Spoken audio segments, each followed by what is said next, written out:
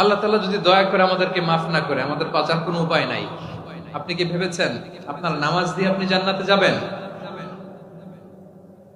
আপনি তাহাজ্জুদ গুজার, সেজদা দিতে দিতে কপালে দাগ ফেলেছেন, এটা আপনারা জান্নাতে নেবে না? আপনি এলাকার সবচেয়ে বড় হাতেম তাই দানশীল, এই দানের ভরসায় বসে আছেন, কশিন কালো ওঠা।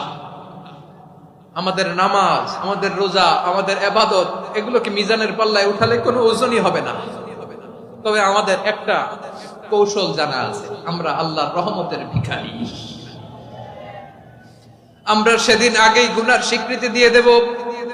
আমরা বলবো, আল্লাহ তুমি প্রশ্ন করার আগে তোমার একটা কথা বলি, আমারে কিছু জিজ্ঞেস করো না, আমি সব করেছি। এমন কোন পাপ নাই যে পাপ আমারে দিয়ে হয় নাই। তোমার রহমত দিয়ে তুমি জান্নাতে পাঠাবা।